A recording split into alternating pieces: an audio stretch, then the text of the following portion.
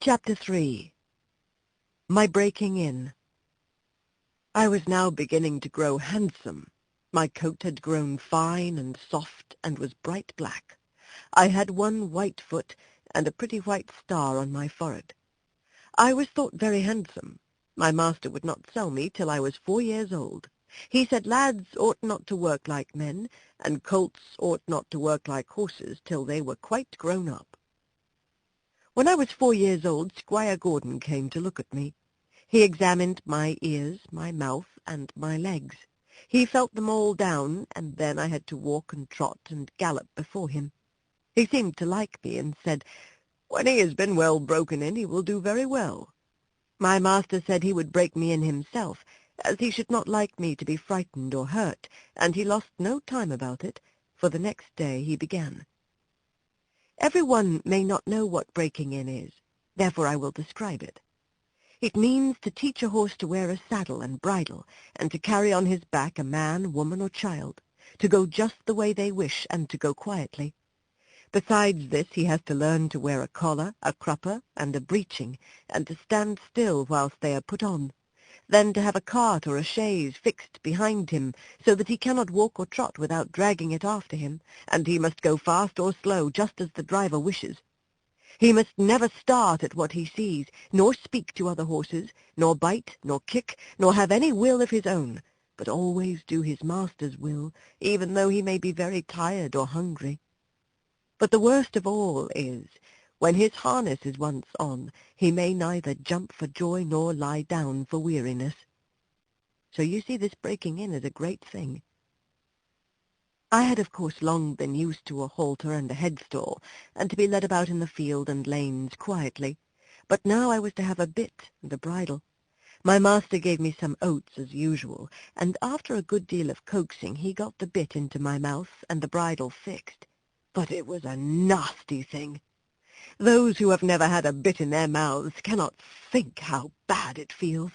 A great piece of cold, hard steel, as thick as a man's finger, to be pushed into one's mouth, between one's teeth and over one's tongue, with the ends coming out at the corners of your mouth, and held fast there by straps over your head, under your throat, round your nose, and under your chin, so that no way in the world can you get rid of the nasty, hard thing.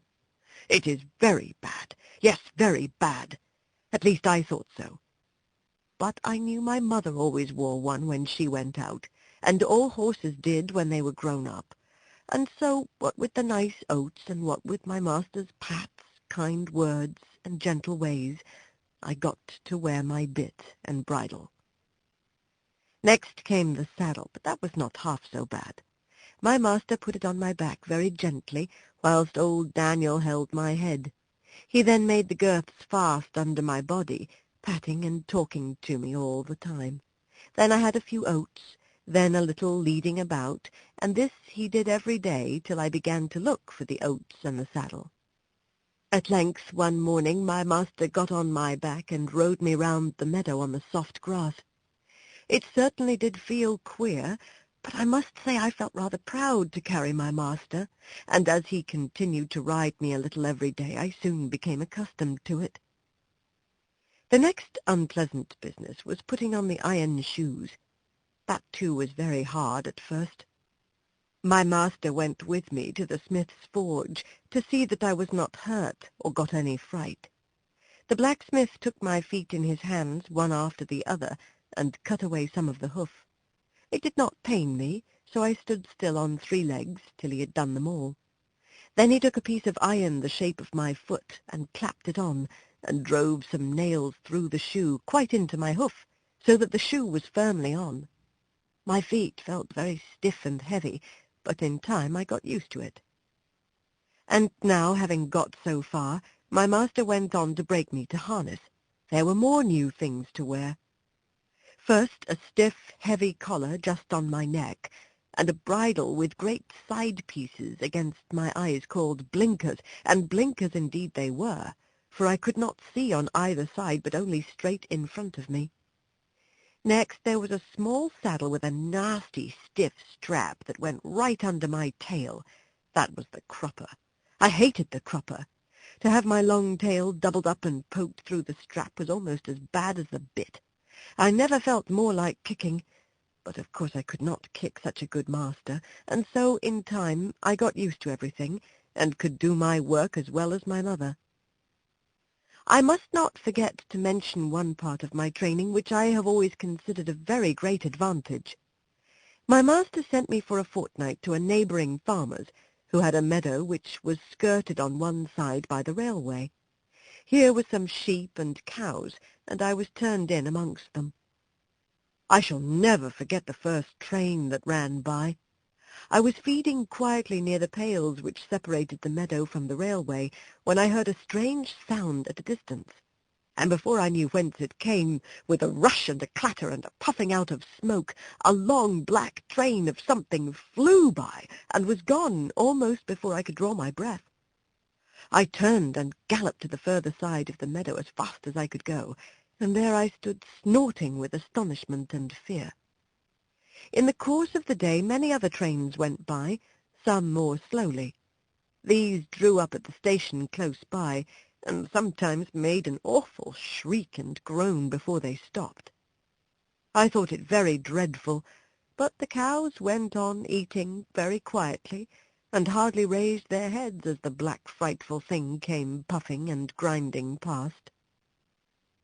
For the first few days I could not feed in peace, but as I found that this terrible creature never came into the field, or did me any harm, I began to disregard it, and very soon I cared as little about the passing of a train as the cows and sheep did.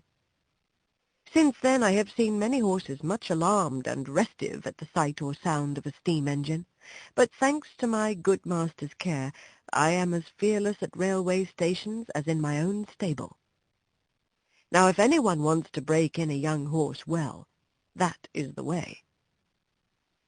My master often drove me in double harness with my mother, because she was steady, and could teach me how to go better than a strange horse.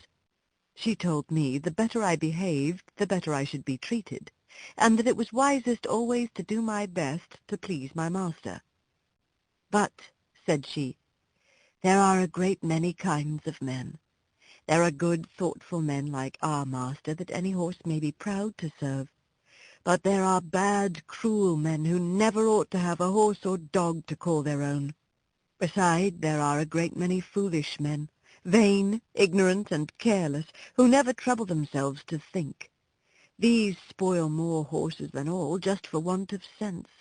They don't mean it, but they do it for all that. I hope you will fall into good hands, but a horse never knows who may buy him, or who may drive him. It is all a chance for us. But still I say, do your best, whatever it is, and keep up your good name.